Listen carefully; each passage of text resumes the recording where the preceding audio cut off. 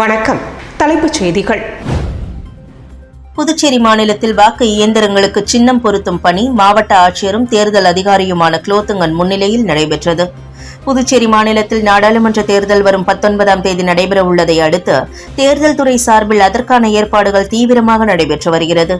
நேற்று தலைமை தேர்தல் அலுவலக கிடங்கில் இருந்து எடுத்து வரப்பட்ட வாக்கு இயந்திரங்கள் லாஸ்பேட்டை அரசு பொறியியல் கல்லூரி மற்றும் மோதிலால் நேரு பாலிடெக்னிக் கல்லூரிகளில் வைக்கப்பட்டிருந்தது.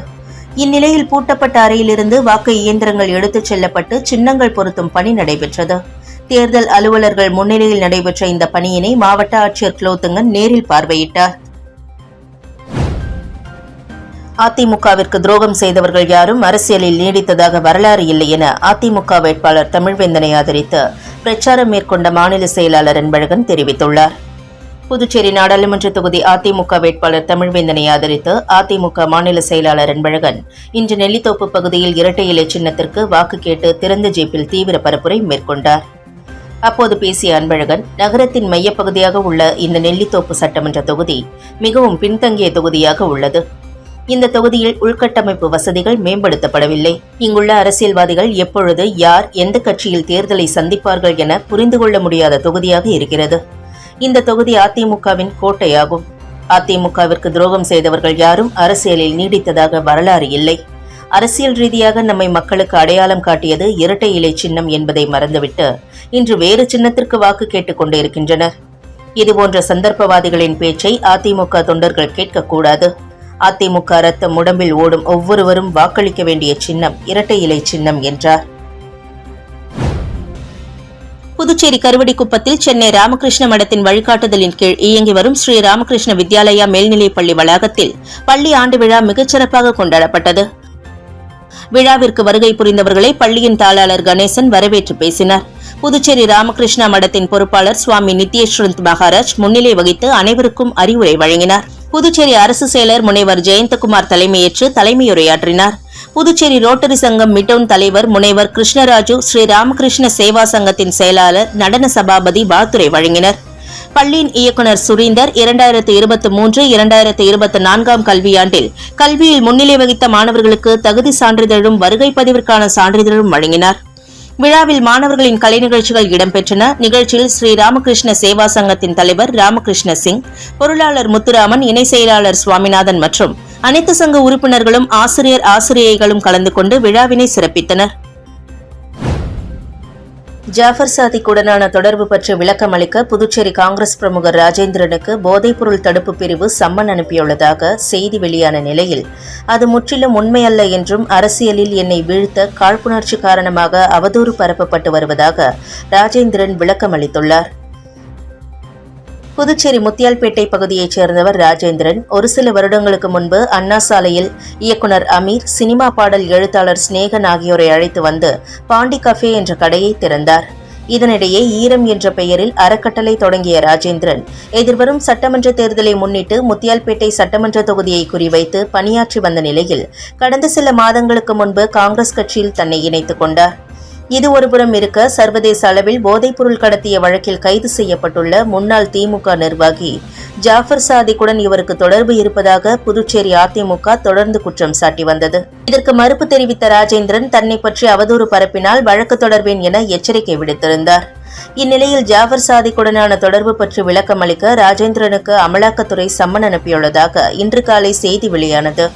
இது புதுச்சேரி அரசியல் வட்டாரத்தில் பரபரப்பை ஏற்படுத்தியது. இதுகுறித்து விளக்கம் அளித்த ராஜேந்திரன், இயக்குநர் அமீர் மூலம் அறிமுகமான ஜாஃபர் சாதிக்கை 2 முறை மட்டுமே சந்தித்துள்ளதாகவும் அவருக்கும் எனக்கும் வேறு எந்த தொடர்பும் இல்லை எனவும் கூறினார்.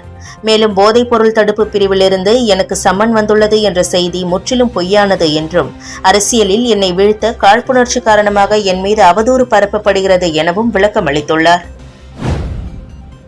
மண்ணாடிப்பட்டு தொகுதியில் விடுதலை சிறுத்தைகள் கட்சி உள்ளிட்ட பல்வேறு கட்சியைச் சேர்ந்த இளைஞர்கள் பாஜகவில் இணைந்தனர். புதுச்சேரி மாநில லோக்சபா தேர்தலை முன்னிட்டு தேசிய ஜனநாயக கூட்டணி பாஜக வேட்பாளர் நமச்சிவாயத்தை ஆதரித்து பல்வேறு கட்சியைச் சேர்ந்த முக்கிய பிரமுகர்கள் பாஜகவில் இணைந்து வருகின்றனர். அதன்படி மண்ணாடிப்பட்டு தொகுதியைச் சேர்ந்த விடுதலை சிறுத்தைகள் கட்சி மற்றும் பல்வேறு கட்சியைச் சேர்ந்த 100க்கும் மேற்பட்ட இளைஞர்கள் பாஜக மாநில சிறப்பு அழைப்பாளர் வீரராகவன், மாநில செயற்குழு உறுப்பினர் தமிழ்மணி தலைமையில் பாரதிய ஜனதா கட்சியில் இணைந்தனர். இதில் பாரதிய ஜனதா கட்சி பட்டியல் அணி தொகுதி துணை பொதுச் செயலாளர் காளிதாஸ், செயலாளர் வினோத், நிர்வாகிகள் சரவணன், சந்திரசேகர், குப்பன் உள்ளிட்ட பலர் கலந்து கொண்டனர். முன்னதாக மண்ணாடிப்பட்டில் அமைந்துள்ள அம்பேத்கர் சிலைக்கு மாலை அணிவித்து மரியாதை செலுத்தப்பட்டது. பாஜக வேட்பாளர் நமச்சிவாயத்தை ஆதரித்து முதல்வர் ரங்கசாமி உழவர்கரை தொகுதியில் திறந்த ஜீப்பில் தாமரை சின்னத்திற்கு வாக்கு கேட்டு தீவிர பிரச்சாரம் மேற்கொண்டார். தேசிய ஜனநாயக கூட்டணி புதுச்சேரி நாடாளுமன்ற தொகுதி பாஜக வேட்பாளர் அமைச்சர் நமச்சிவாயத்தை ஆதரித்து முதல்வர் ரங்கசாமி மாநிலம் முழுவதும் தீவிர பரப்புரை மேற்கொண்டு வருகிறார். அதன்படி நேற்று மாலை புதுச்சேரி உழவர்கரை தொகுதியில் பிரச்சாரம் மேற்கொண்டார். உழவர்கரை தொகுதிக்குட்பட்ட இந்திரா காந்தி சிலை சதுக்கம், பாவாணர் நகர், அஜீஸ் நகர், உழவர்கரை, கம்பன் நகர் உட்பட பல்வேறு பகுதிகளில் தாமரை சின்னத்திற்கு வாக்கு கேட்டு பிரச்சாரம் மேற்கொண்டார். இந்த பிரச்சாரத்தின் போது வேட்பாளர் நமச்சிவாயம், முன்னாள் அமைச்சரும் தொகுதி பொறுப்பாளருமான பன்னீர்செல்வம் உட்பட என்ஆர் காங்கிரஸ், பாஜக மற்றும் கூட்டணி கட்சி நிர்வாகிகள், தொண்டர்கள் திரளாக கலந்து கொண்டனர்.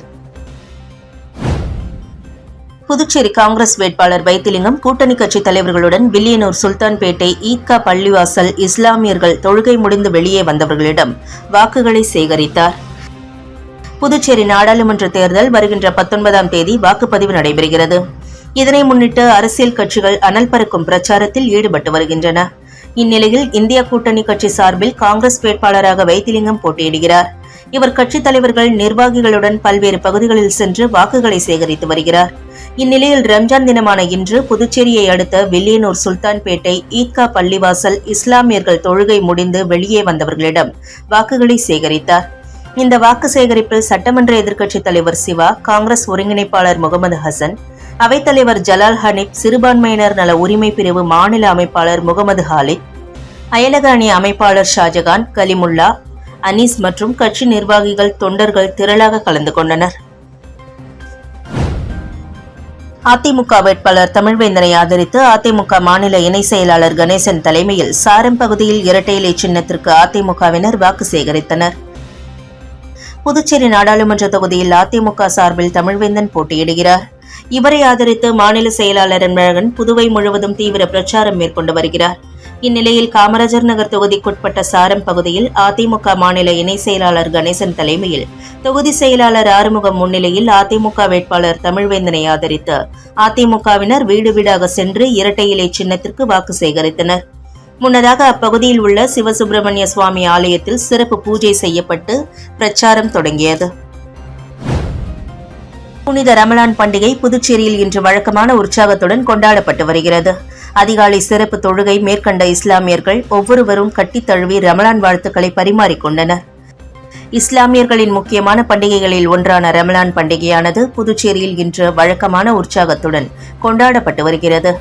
புதுச்சேரி ஜிம்மா மஸ்ஜித், சுல்தான்பேட்டையில் உள்ள பள்ளிவாசல், முல்லா வீதி மசூதி உள்ளிட்ட 50க்கும் மேற்பட்ட பள்ளிவாசல்களில் இன்று விடியற்காலை முதல் நடைபெற்ற சிறப்பு தொழுகையில் ஏராளமான இஸ்லாமியர்கள் பங்கேற்று தொழுகையில் ஈடுபட்டு அனைவரும் நலமுடன் வாழ வேண்டும், நாட்டு மக்களை பாதுகாக்க வேண்டும் என பிரார்த்தனை செய்தனர். இதேபோல் நெல்லித்தோப்பில் உள்ள ஈத்தா பள்ளிவாசலில் ஏராளமான இஸ்லாமியர்கள் சிறப்பு தொழுகையில் ஈடுபட்டனர். தொடர்ந்து சிறுவர்கள் முதல் பெரியவர்கள் வரை ஒருவருக்கு ஒருவர் கட்டித் தழுவி வாழ்த்துக்களை பரிமாறிக்கொண்டனர். 100% வாக்கு செலுத்த வேண்டும் என்பதை வலியுறுத்தி 6 பேர் கொண்ட ஆழ்கடல் பயிற்சியாளர்கள் 60 அடி கடல் ஆழத்தில் விழிப்புணர்வு ஏற்படுத்தியுள்ளனர். சென்னை மற்றும் புதுச்சேரியில் டெம்பிள் அட்வென்ச்சர் என்கிற ஆழ்கடல் பயிற்சி நிறுவனத்தை நடத்தி வருபவர் அரவிந்த் தருண்ஸ்ரீ. இவர் கடல் தூய்மை, கடலில் உள்ள பிளாஸ்டிக்கை அகற்றுதல், அதற்கான ஆழ்கடல் விழிப்புணர்வு, சுதந்திர தினம் உள்ளிட்டவைகளை பொதுமக்கள் அறிந்து கொள்ளும் வகையில் பல்வேறு விழிப்புணர்வுகளை செய்து வருகிறார். இந்நிலையில் 100% வாக்களிப்பது நமது கடமை, வாருங்கள் வாக்களிப்போம், ஜனநாயகம் காப்போம் என்பதை வலியுறுத்தி சென்னை நீலாங்கரை பகுதியில் உள்ள கடலில் 60 அடி ஆழத்தில் 6 ஆழ்கடல் பயிற்சியாளர்களை கொண்டு கடலில் வாக்களிப்பது போன்று வாக்களித்து அனைவரும் வாக்களிக்க வேண்டுமென விழிப்புணர்வு ஏற்படுத்தி வீடியோ வெளியிட்டுள்ளார்.